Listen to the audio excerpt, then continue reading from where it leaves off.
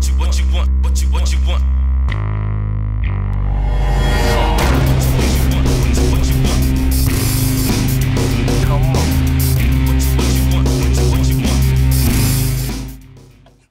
is Mungo Dark Matter, and today on Dark Matters, we'll be going through part 2 of how to create a character in World of Warcraft.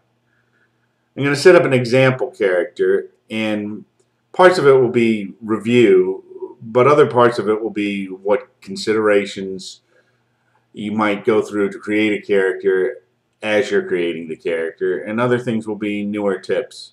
So if you've created a character before, well, this will be review, or you may know. But other things may be hopefully helpful to you.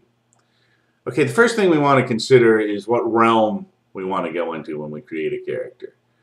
If you go up here to the right corner, you see a little button here that says Change Realm, and if we click on that, it brings up a list of realms, and you can actually scroll down on the side here. There are a lot of different realms. Now, there are different types of realms. First type is normal, and that's where the concentration is a lot on doing quests in what's called PvE, player versus enemy. So you'll be actually playing the computer a lot of the times. There's another type of realm that is called PvP, which stands for player versus player, where you'll be actually fighting actual players a lot of the time. There's a third realm, which is called a roleplay realm, which is where there's a concentration on roleplay between characters, and you stay in character, and you go along with the character's lore and all that. And then the final type of realm would be roleplay and PvP. So you'll be role-playing, and there'll be a lot of player versus player. We're going to start out on a normal realm here for our example.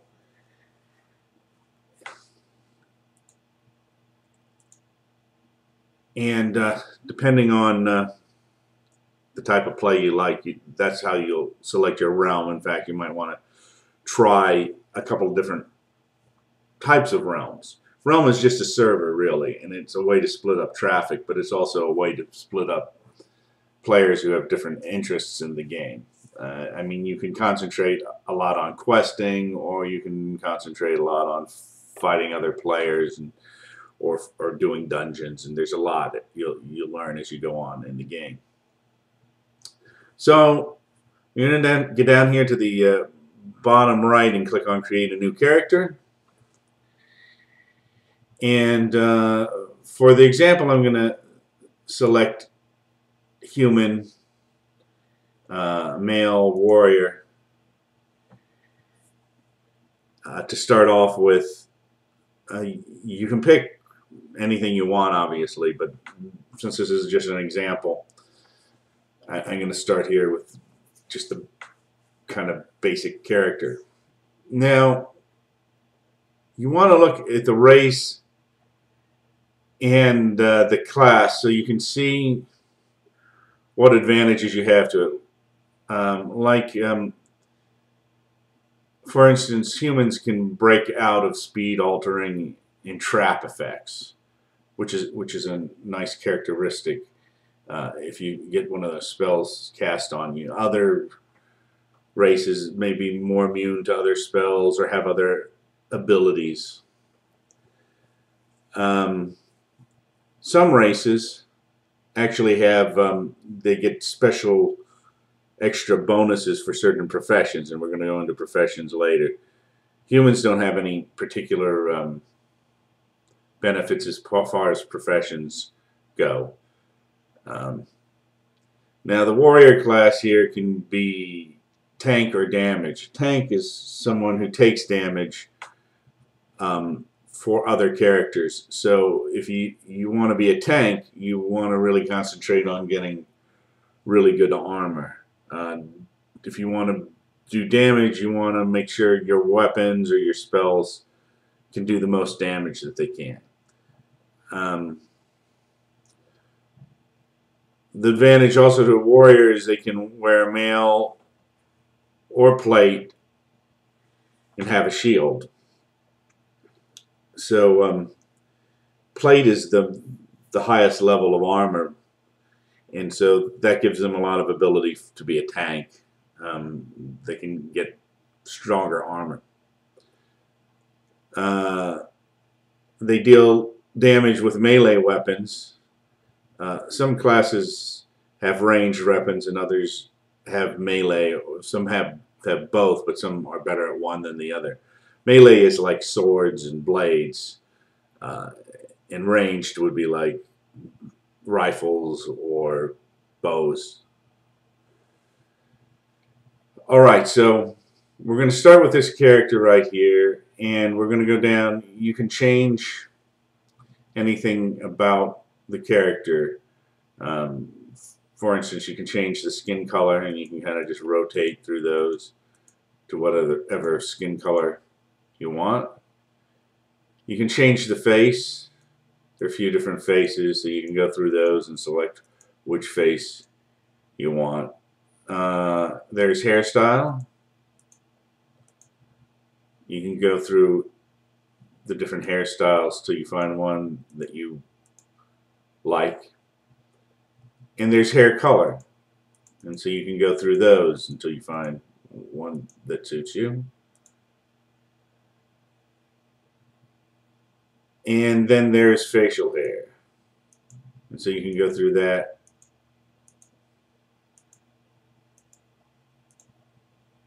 Until you find one that suits you.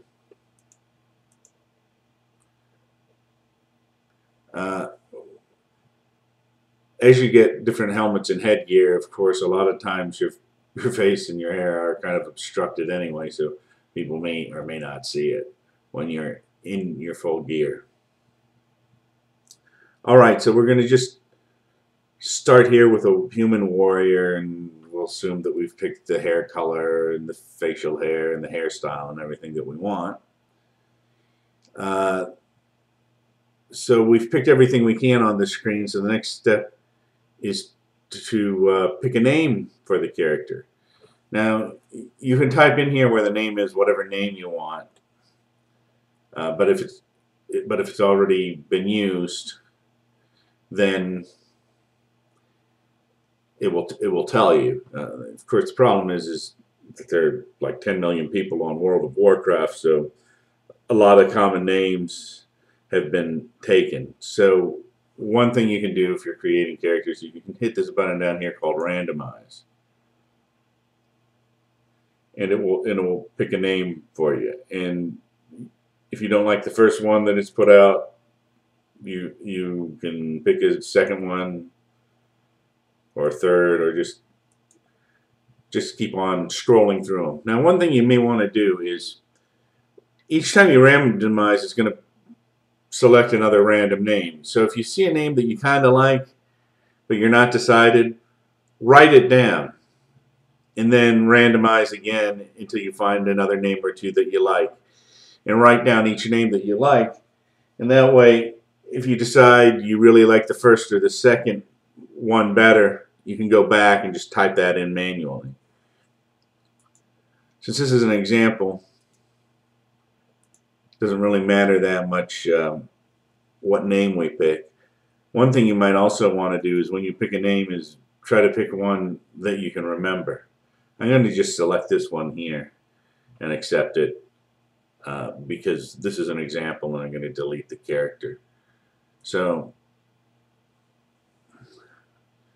we now have created a level 1 warrior. And so the next step would be to enter the world. When you go in world, whatever character you create, and if you've already created a character before, you know this, you'll end up in front of another character with an exclamation point over their head indicating they have a quest for you to do. Generally, you start out and you run through all the quests when you create a character, and you'll get to a certain point and you'll be kind of released from the start area, and you'll actually go into the rest of the world where you can move around. So I'm not going to go through that because you either have or will go through that, but you just follow the quest basically until you level up to a level probably around 5 to 7.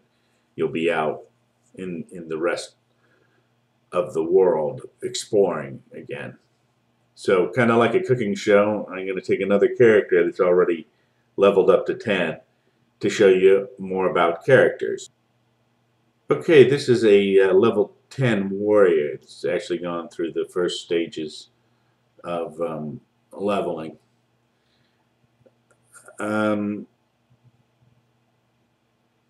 Once you hit 10, you can actually start to go into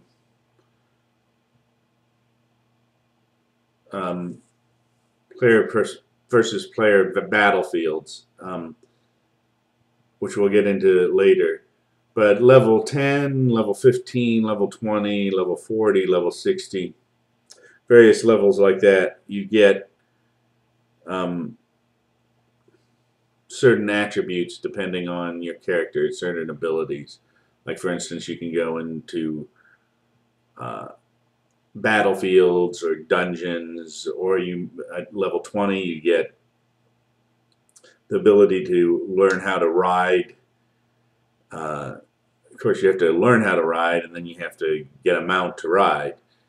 But it's something to keep in mind as you're working along. Like, for instance, once you get to 20, you have a mount, you can move around a lot faster.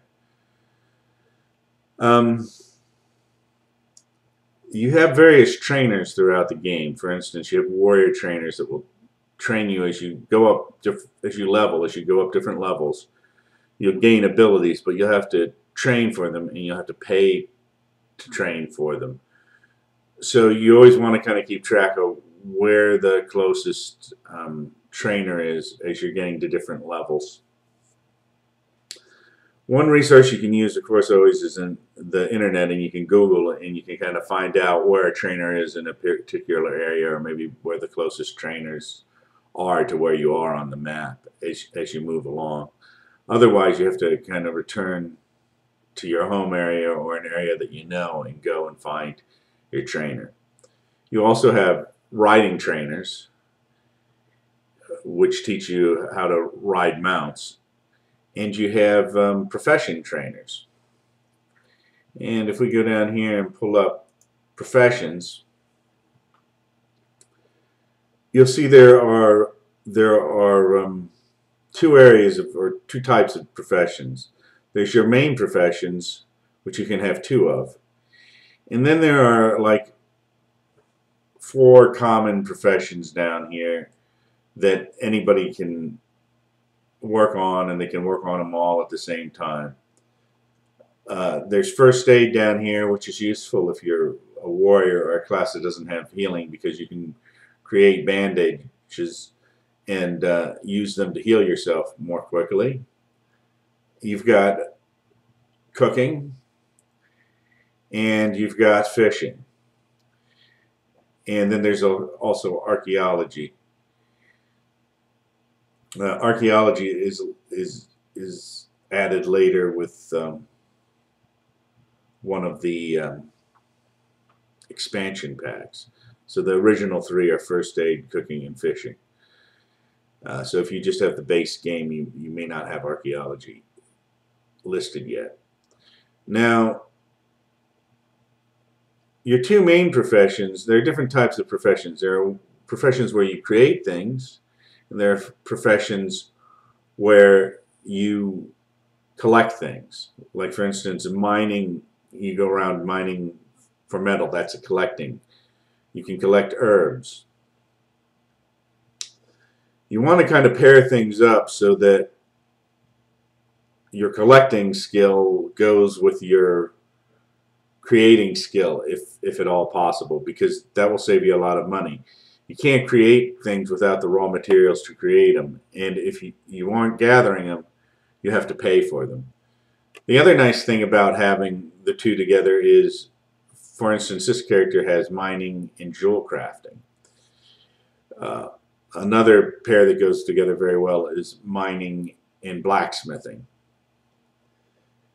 You can mine the material and you could just sell it.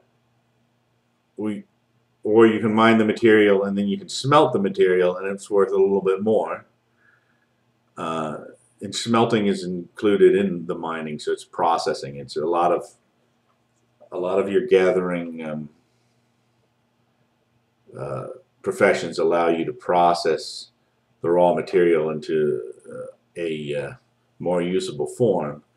But then you can take that processed material, the smelted copper, for instance, or steel, or whatever you've collected, and you can create something like jewelry or armor, and that makes it worth even more. So if you mine something and you end up making a piece of armor out of it or a piece of jewelry out of it, it's worth a lot more than just the raw material that you initially mined. And also, smelting it makes it worth more. So as you process the materials, they end up being worth more and you can make more money off of them, and you can use the gold to buy various things, including training skills. You can buy yourself armor or mounts or whatever. So those are your basic professions right there. One thing you want to look at is, like some professions, depending on your race, if you have a particular race, you might be better at the profession or you might get a little bonus from it. So you want to consider that. If you have multiple characters, you might want to look at multiple professions and how they can benefit your characters, because you can trade stuff between your own characters. So, for instance, if you have a character that creates armor, you may be able to give another character armor that you created to either use, or maybe that character can enchant the armor and give it other attributes and such. Jewel crafting is useful because you can actually, in the very upper levels, create gems which you can put into sockets of armor to give it other attributes and strengths that it doesn't have without those.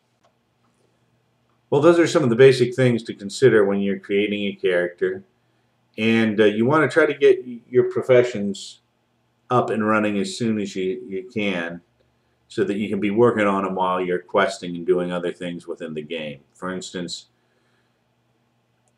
say you're on a quest to kill some monsters someplace. You can be mining as you go along.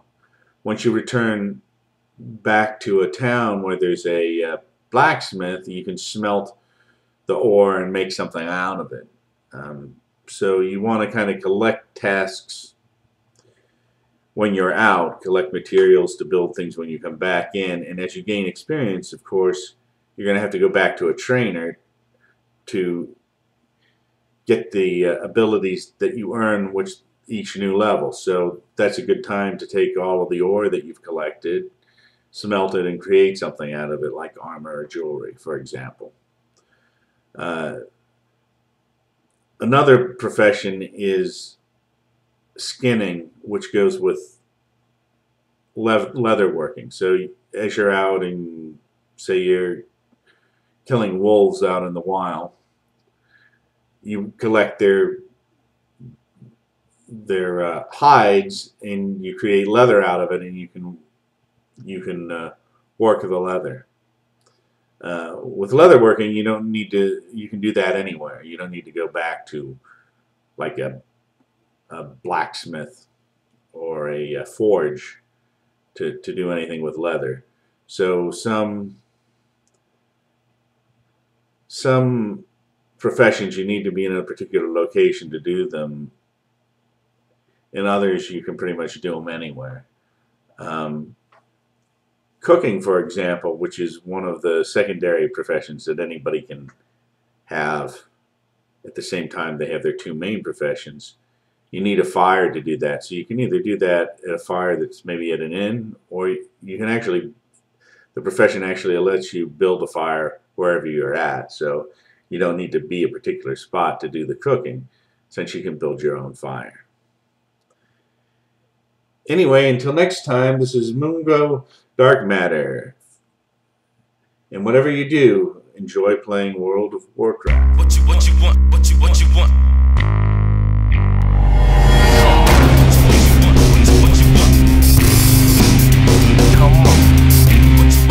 Next time on Dark Matters, we'll discuss how to deal with flamers, trolls, and bullies in World of Warcraft.